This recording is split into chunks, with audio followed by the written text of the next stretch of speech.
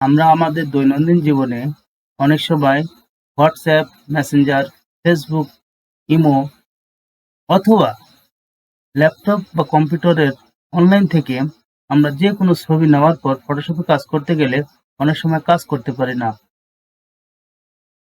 আজ আমরা দেখব কিভাবে এই সাপোর্ট না করা পিকচারগুলোকে অ্যাডোব ফটোশপে কিভাবে সাপোর্ট করাতে পারি এবং অনায়াসে আমরা কাজগুলি করতে পারি। চলুন দেখা যাক কিভাবে এই কাজটি করা যায়।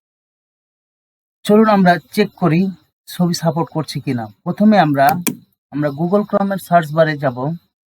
যাওয়ার পর এখানে ফেস ইমেজ সার্চ করব। দেখুন, ধরুন আমার এই প্রথম ছবিটি আমার পছন্দ। এই ছবিটি আমি ফটোশপে নিয়ে যাব। কিন্তু ফটোশপে নিয়ে যাওয়ার জন্য আমি প্রথমে ছবিটিকে সিলেক্ট করলাম।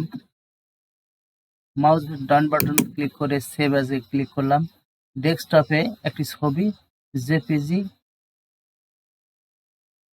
আমরা এটি সেভ করছি আর দিয়ে আচ্ছা সেভ করলাম। করার পর এই যে এই ছবিটা সেভ হয়ে গেছে।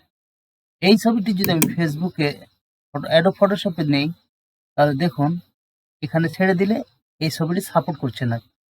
Could not complete your request because of a program error.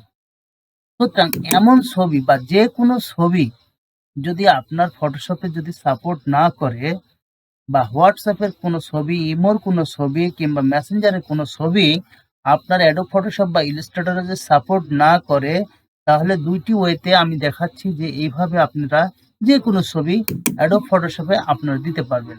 তো প্রথমে আমার এই যে ছবিটি যে সাপোর্ট করলো না এই ছবিটাকে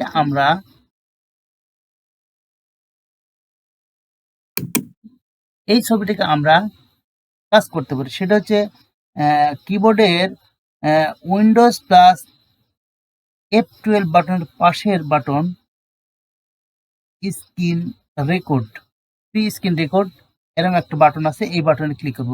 উইন্ডোজ চেপে ধরে প্রি স্ক্রিন বাটনে ক্লিক করলে একটা স্ক্রিনশট নিয়ে নেবে।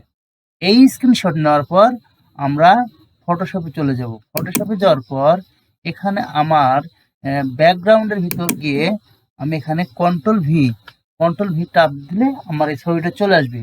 এরপর আপনি ক্রপসের অপশনে ক্লিক করবেন। ক্রপসে যাওয়ার পর আপনি এই ছবিটা কেটে আপনার যতটুকু দরকার ততটুকু আপনি নিয়ে এই ছবিটি ব্যবহার করতে পারবেন। ইন্টার বাটন টিপ দিলে আপনি এই ছবিটি ব্যবহার করতে হবে। দ্বিতীয়ত এ হচ্ছে আপনি আপনার ল্যাপটপ বা ডেস্কটপের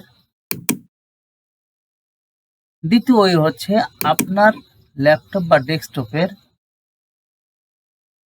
সার্চ বারে আপনি লিখবেন স্ন্যাপিং টুলস। সব ল্যাপটপেরই আছে। এই স্ন্যাপিং টুলসের উপর ক্লিক করার পর দেখবেন একটা টুল বার আসবে। এই টুলসে যে দেখেন নিউ ক্লিক, এই নিউ ক্লিকের উপর আপনি ক্লিক করবেন। ক্লিক করার পর আপনার যেই ছবিটা আপনার দরকার সেই ছবিটার উপর সুন্দরভাবে ড্র্যাগ করবেন। ড্র্যাগ করার পর এই ছবিটা আসলো।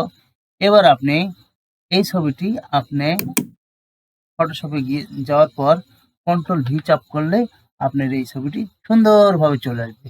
এখন আপনি আপনার কাজের উপযোগী করে নিতে পারবেন। ধন্যবাদ সবাইকে। আসসালামু আলাইকুম।